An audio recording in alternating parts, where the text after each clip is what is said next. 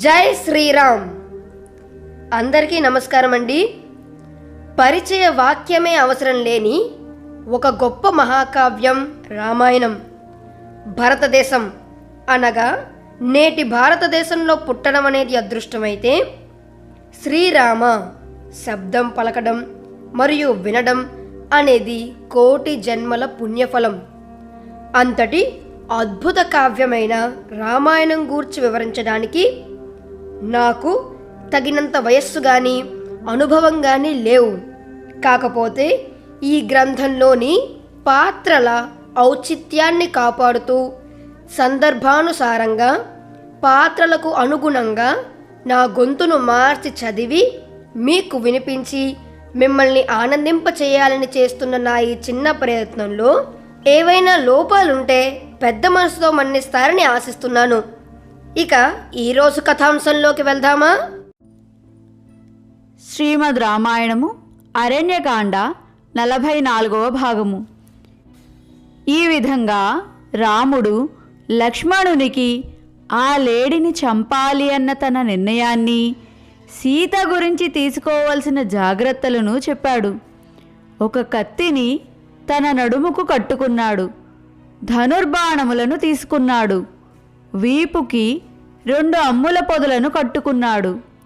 ఇదంతా క్రీగంటితో చూస్తున్నాడు మారీచుడు. ఇంకా రాముడు తనను వేటాడడానికి వస్తున్నాడని గ్రహించి ముందుకు దూకాడు. చెంగు చెంగున గెంతుతూ దూరంగా పారిపోయాడు. అది చూసి రాముడు ఆ మృగము వెంట పరిగెత్తాడు. మారీచుడు రామునికి చిక్కినట్టే చిక్కి మరలా దూరంగా పరిగెడుతున్నాడు. రాముడు తన బాణములతో దానిని కొడుతున్నాడు.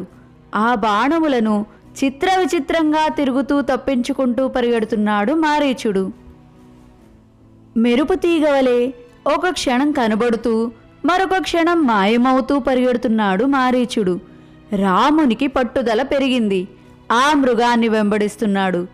ఆ ప్రకారముగా మారీచుడు రాముడిని పర్ణశాలకు దూరంగా తీసుకుని వెళ్ళాడు. రామునికి విపరీతంగా కోపం వచ్చింది. ఒక చిన్న జింకపిల్ల తనకు చిక్కకుండా పారిపోయిందని ఉక్రోషంతో ఊగిపోతున్నాడు.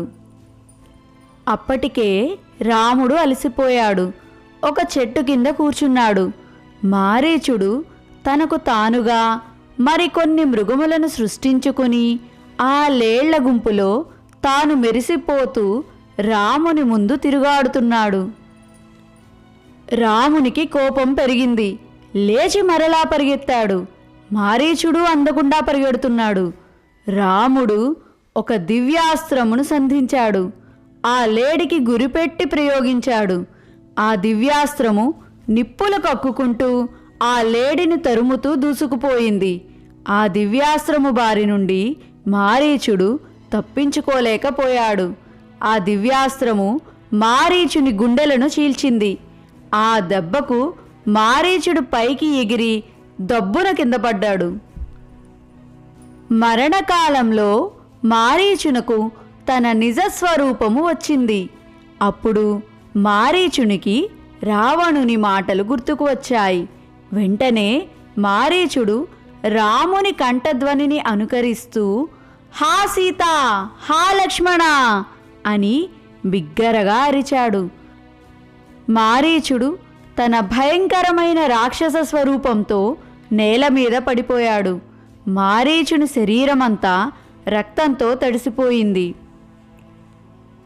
లేడి రూపంలో తనను అంతదాకా తీసుకువచ్చిన రాక్షసుని చూసిన తరువాత రామునికి లక్ష్మణుని మాటలలో ఉన్న అంతరార్థం అవగతమైంది. అప్పుడు సీతకు ఏమైందో అని కంగారు పడ్డాడు రాముడు. రామునికి సర్వం బోధపడింది. వీడు మారీచుడే, సందేహం లేదు. లక్ష్మణుని మాటలు యథార్థములు. వీడు చస్తూ సీతా లక్ష్మణ అని ఎందుకు అరిచాడు? ఆ అరుపులు విని సీత నా గురించి కంగారు పడదు కదా. ఈ అరుపులు విని లక్ష్మణుడు నాకేమైనా ఆపద కలిగింది అని అనుకోడు కదా. ఈ ఆలోచన రాగానే రాముడి మనసులో కీడు శంకించాడు. రాముని ఒళ్ళు జలధరించింది. కొంచెం భయం కూడా కలిగింది. ఇప్పుడు తీసుకుపోవడానికి లేడి లేదు, దాని చర్మము లేదు. అందుకొని మరొక చుక్కల లేడిని చంపి దాని మాంసమును చర్మాన్ని తీసుకుని తన పర్ణశాల వైపు వెళుతున్నాడు రాముడు. శ్రీమద్ రామాయణము అరణ్యకాండ 44వ భాగము సంపూర్ణము. హరి ఓం తత్సత్. అందరికీ ఒక చిన్న విన్నపం అండి. మన రెస్పెక్ట్ ఎడ్యుకేషన్ ఛానల్లో వచ్చే రామాయణాన్ని చాలామంది సబ్స్క్రైబ్ చేసుకోకుండానే వింటున్నారు. 100కి ఒక 20 మంది సబ్స్క్రైబ్ చేసుకుంటే మిగిలిన 80 మంది మాత్రం సబ్స్క్రైబ్ చేసుకోకుండానే వింటున్నారు.